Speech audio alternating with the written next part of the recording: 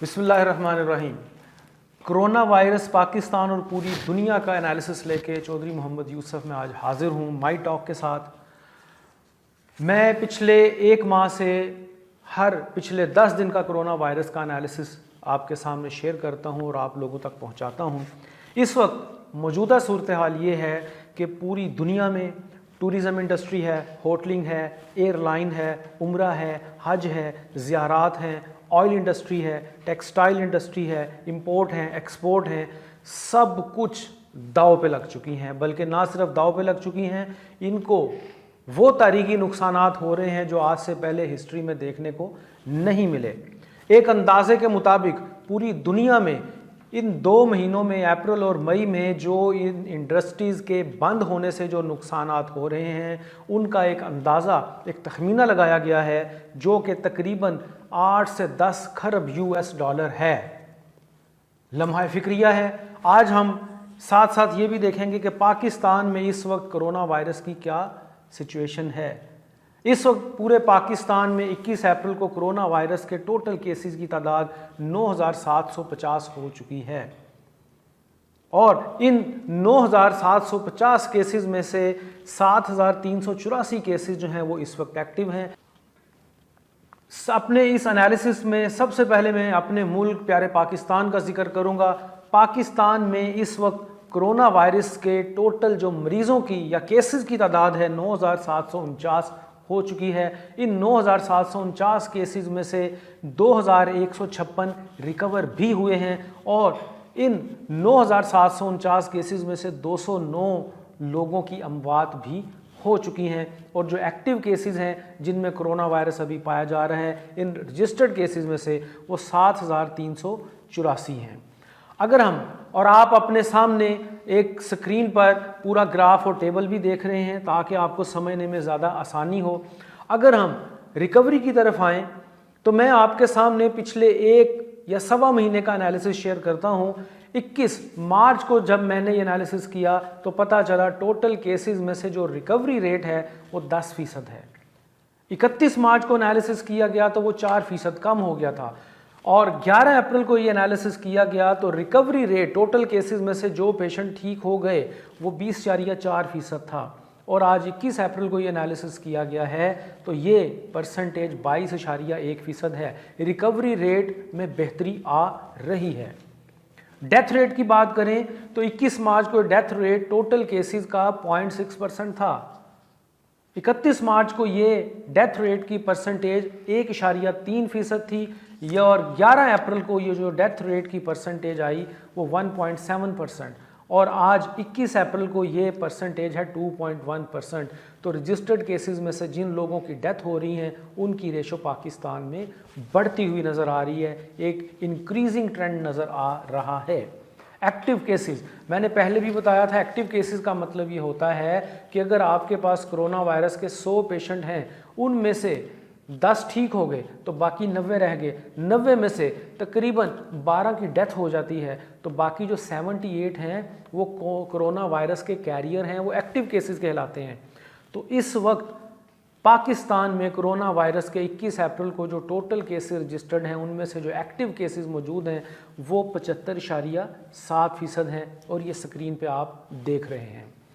उसके बाद पूरे पाकिस्तान की बात करते हुए अगर हम अपने सूबों की बात करें तो सूबों में इस वक्त सूबा पंजाब में सबसे ज़्यादा केसेस हैं 4,218 और हमारे इस सूबे में 4,218 में से 45 जो केसेस ऐसे सामने आए जिनकी डेथ हो चुकी है और ये पूरे केसेस का ओनली 1% बनता है। इस पे काफ़ी अच्छा कंट्रोल नज़र आया। सूबा सिंध की बात करें तो 3,053 टोटल केसेस सामने आए, इनमें से 66 लोगों की डेथ हो चुकी है और अगर इस डेथ को परसेंटेज में कन्वर्ट करें तो 2% बनती है।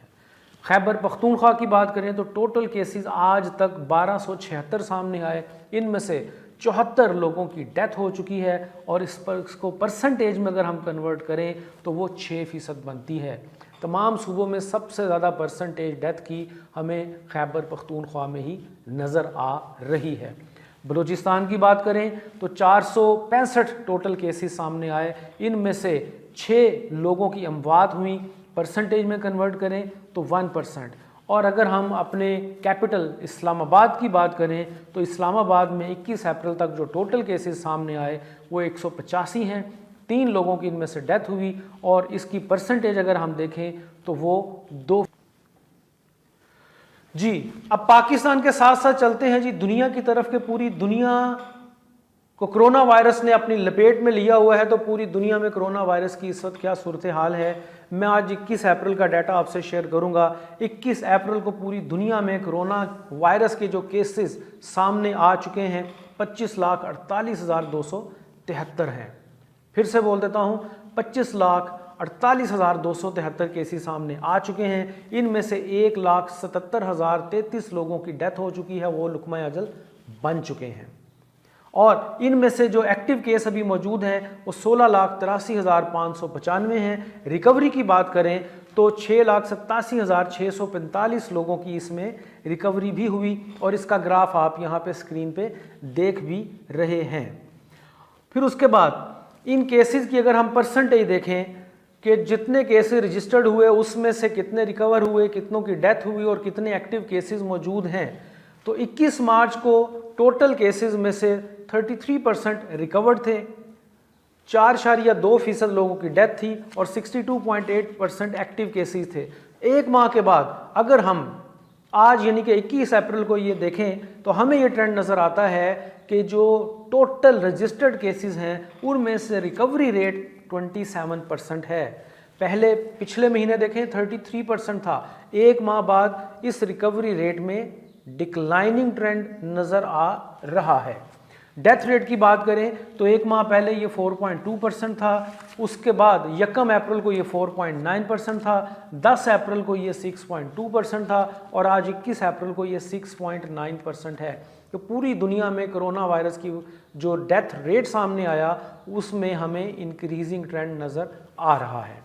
एक्टिव केसेस की बात करें तो 21 मार्च को जैसा कि मैंने अभी बताया 62.8%, फिर ये बढ़ा 74.3% पे गया, फिर ये कम हुआ 70.7% पे आया और आज 21 अप्रैल को इसका जो रेट है टोटल केसेस में से अगर हम इसकी वर्किंग करें, कैलकुलेशन करें तो 66.1%। तो एक्टिव केसेस में हमें कमी नज़र आई और इस सारी एक एनालिसिस जो है आपको ग्राफ की शक्ल में यहाँ पे स्क्रीन पे नज़र भी आ रहा है। अब अगर हम कंपैरिजन करें हर पिछले 10 दिनों का तो हमें ये सूरत हाल सामने नज़र आती है कि 21 मार्च से 31 मार्च तक जो टोटल केसेस इन 10 दिनों में पूरी दुनिया में सामने आए वो 5,77,865 थे। 204% इजाफा देखने को मिला। कब? 21 मार्च से 31 मार्च तक। 1 अप्रैल से 10 अप्रैल तक की बात करें तो 9,93,314 न्यू केसेस का इजाफा हुआ और इस इजाफे की परसेंटेज रही 115%। और उसके बाद 11 अप्रैल से 21 अप्रैल की बात करें 6,94,033 नए केसेस सामने आए और इनकी परसेंटेज रही 37%। केसेस में, न्यू केसेस में हमें कुछ कमी का ट्रेंड नज़र आ रहा है। ख़ास तौर पे डेथ केसेस की बात करें तो 21 मार्च से 31 मार्च तक वो जो 10 दिन बनते हैं उन 10 दिनों में 30,535 डेथ के केसेस सामने आए जो कि 258% बनते थे। 31 मार्च के बाद अगले 10 दिन की तरफ आएँ तो 1 अप्रैल से 10 अप्रैल तक डेथ के जो नए केसेस सामने आए 71,933 केसेस थे जो कि 170% बनते हैं। उससे अगले 10 दिन की तरफ आएँ 11 अप्रैल से 21 अप्रैल की तरफ तो इन 10 दिनों में 62,739 नए केसेस सामने आए कोरोना के। परसेंटेज में कन्वर्ट करें तो ये 55% बनते हैं। डेथ रेट में हमें हर 10 दिनों में भी ओवरऑल पिछले 10 दिनों के कंपैरिजन करें तो हमें उसमें कुछ कमी नज़र आ रही है। अपनी गुफ्तगू के अगले हिस्से में मैं आपसे शेयर करूंगा नाजरीन कि वो कौन से 5 ममालिक हैं जहां कोरोना ने सबसे ज़्यादा लोगों को मुतासर किया है। और ये बड़ी दिलचस्प तो मैं नहीं कहूँगा, बड़ी एक अलार्मिंग हमें सिचुएशन नज़र आती है कि कोरोना वायरस से जो टॉप 5 कंट्रीज़ मोस्ट अफेक्टेड नज़र आ रहे हैं वो दुनिया के तरक्की याफ्ता ममालिक ही हैं। वो कौन से हैं? वो आज भी उनमें टॉप पे USA है, फिर इटली है, स्पेन है, फ्रांस है और UK है।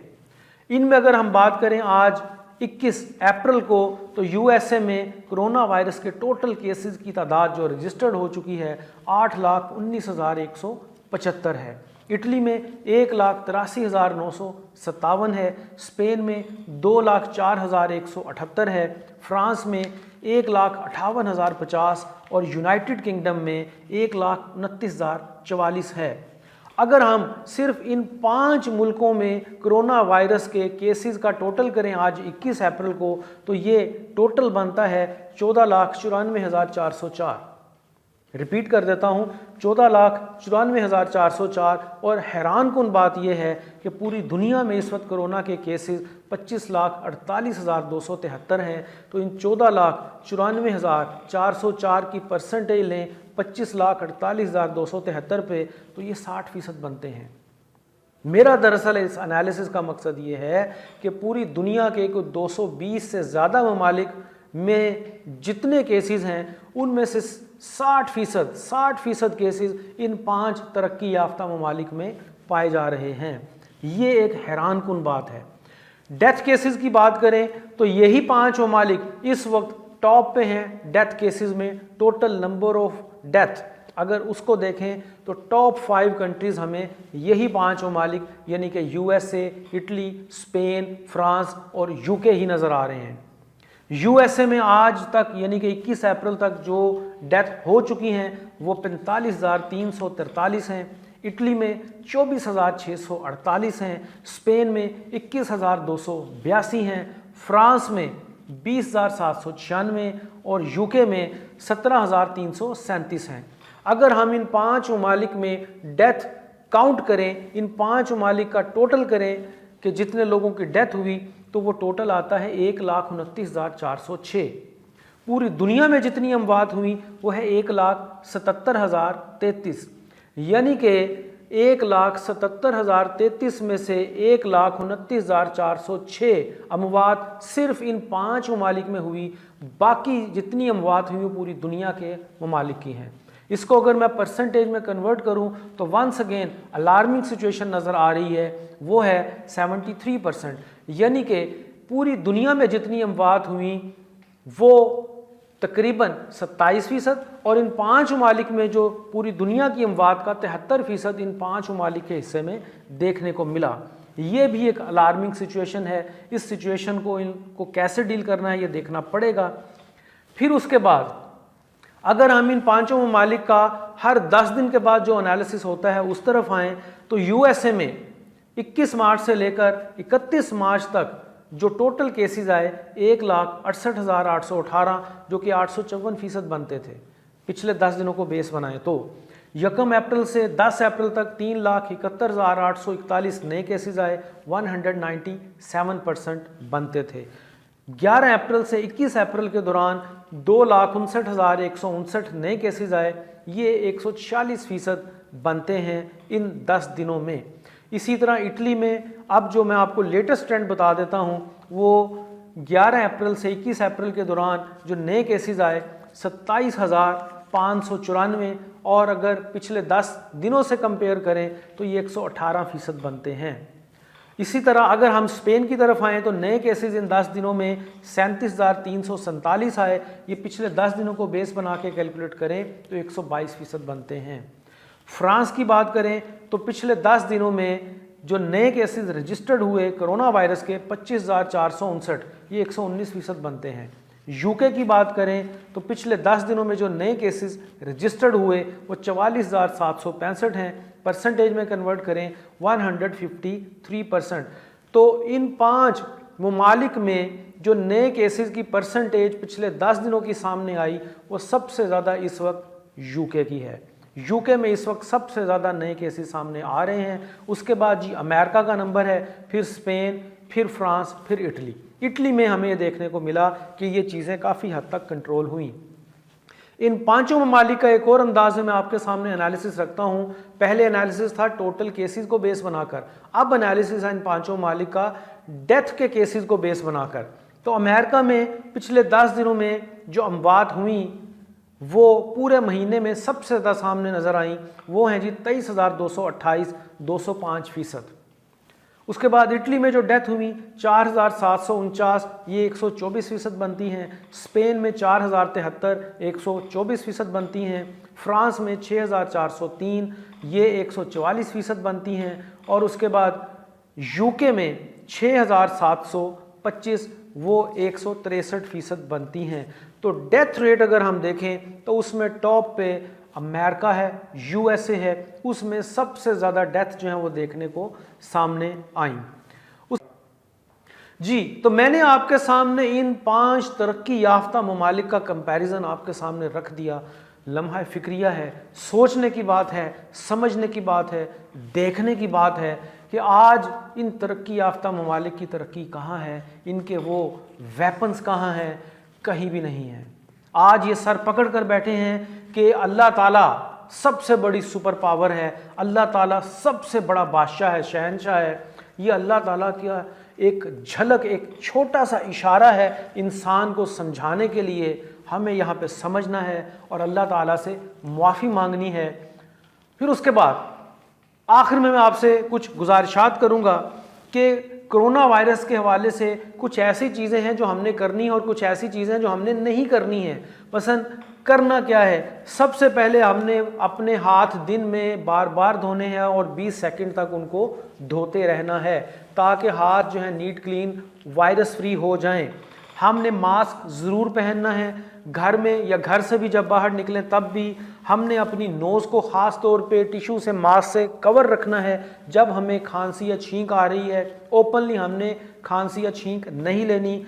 हमने सोशल डिस्टेंसिंग का ख़ुसूसी तौर पे ख्याल रखना है और घर में रहना है।